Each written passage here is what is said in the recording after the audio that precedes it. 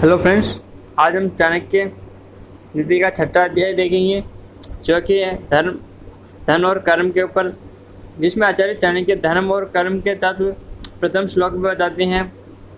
मनुष्य वेद आदि शास्त्रों के श्रवण से धर्म के मर्म को जानता है, सुनकर कुंठित बुद्धि को छोड़ देता है, सुनकर ज्ञान प्राप्त करता है और शास्त्र तथा गुरु वाक्यों को सुनकर संसार के बंधनों से छूटकर मोक्ष को प्राप्त करता है।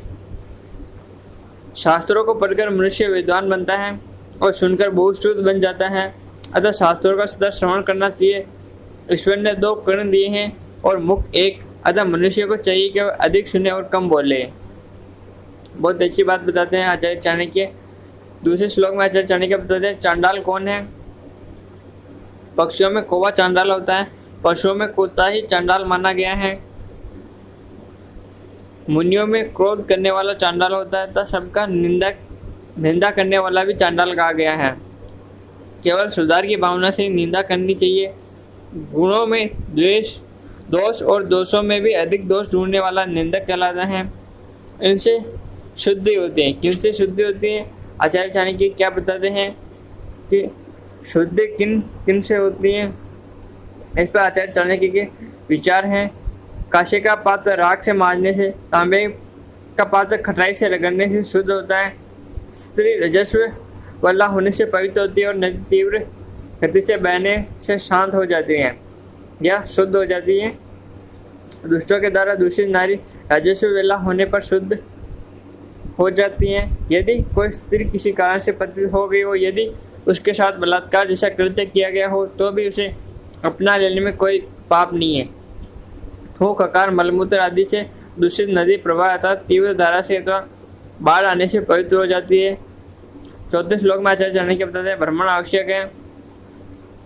भ्रमण करने वाला राजा अपनी प्रजा में सम्मान पाता है। भ्रमण करने वाला विद्वान ब्राह्मण देश विदेश में सर्व स्थान पर आदर सम्मान पाता है। भ्रमण से मान सम्मान पाते हैं, किंतु भ्रमण करने वाली या इधर उधर घूमने वाली स्त्री भ्रष्ट हो जाती है। यानी कि आचार्य चाणक्य कह रहे हैं कि स्त्री को कभी भी इधर उधर नहीं घूमना चाहिए। मदिरा आदि मादक द्रव्यों का सेवन, दुष्ट पुरुषों का साथ, पति से वियोग होना, धूर्त और पाखंडियों के दर्शन के बहाने इधर उधर विचरण, तो दूसरे के गृह में जाकर निद्रालीन होना और निवास करना, ये छह स्त्री को दूषित करने वाली प्रवृत्तियाँ हैं।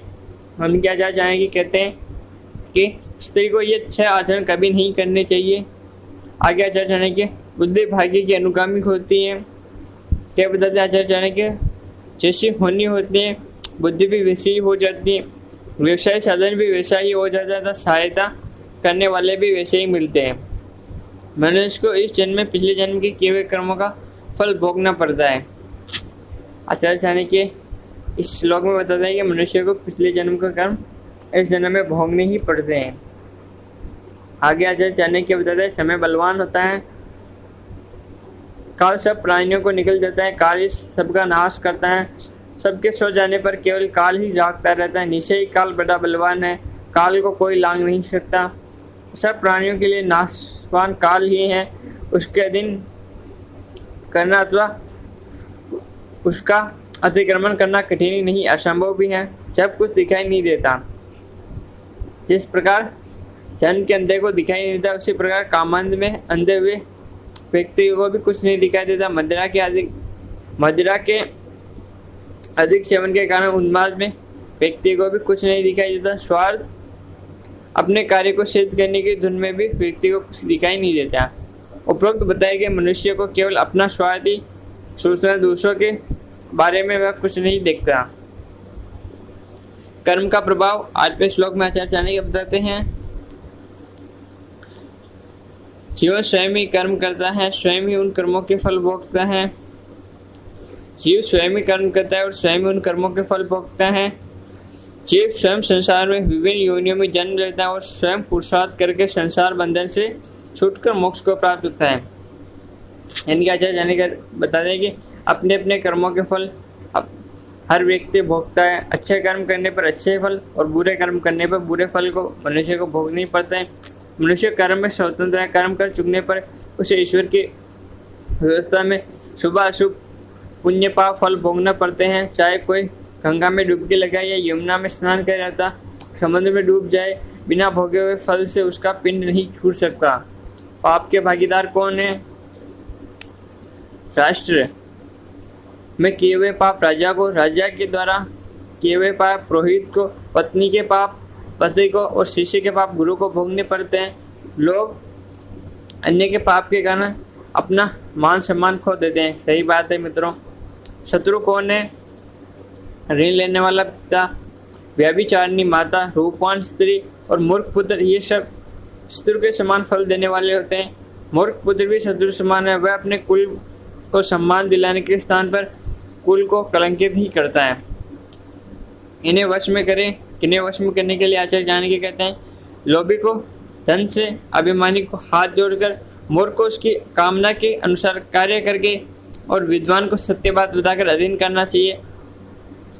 उपरोक्त श्लोक से संदेश मिलता है कि जब जैसी परिस्थिति आए उसको उसी प्रकार समझकर उसके अनुसार आचरण करना चाहिए। इसमें आचार्य चाणक्य ये बताते हैं।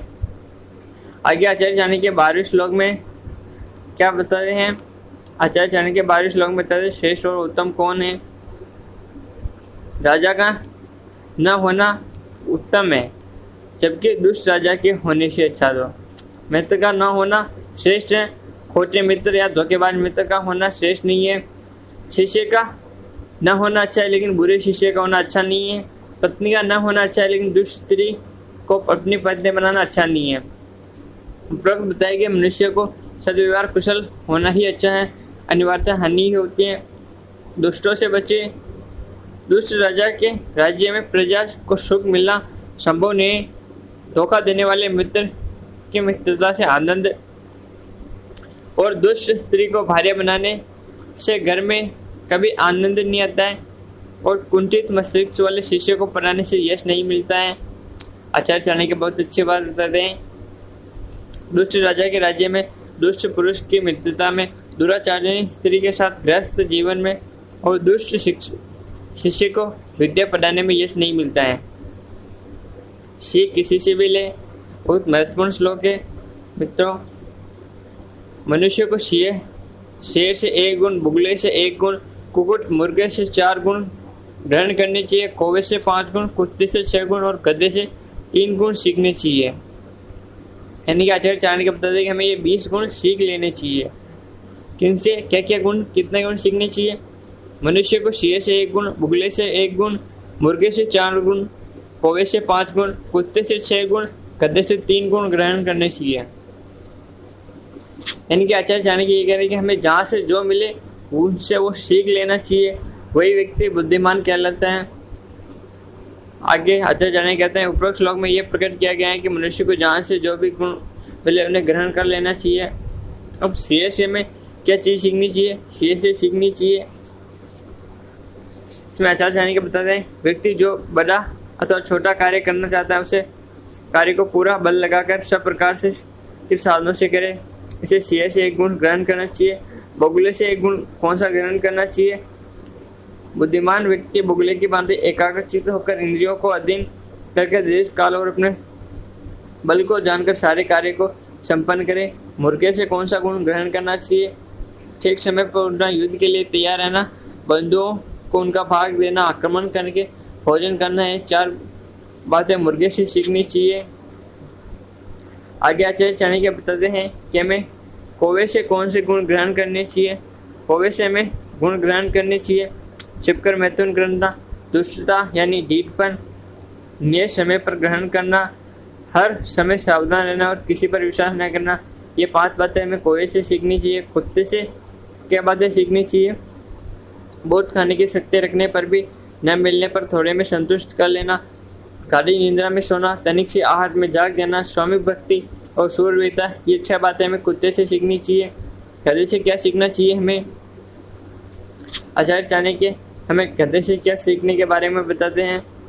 आचार्य चाणक्य हमें गधे से सीखने के बारे में बताते हैं कि बहुत थक जाने पर भी बाहर दौड़ते रहना, सर्दी गर्मी की चिंता न करना और सदा संतोष से जीवन बिताना, ही 3 बातें हमें गधे से सीखनी चाहिए। शिक्षा सबल बनाती है। आचार्य चाणक्य इस श्लोक में बताते हैं कि जो इन 20 गुणों को सीख लेता है उसे क्या लाभ है। जो व्यक्ति इन 20 गुणों को अपने जीवन में धारण करता है वह सब कार्यों और सब अवस्था में विजयी रहता है।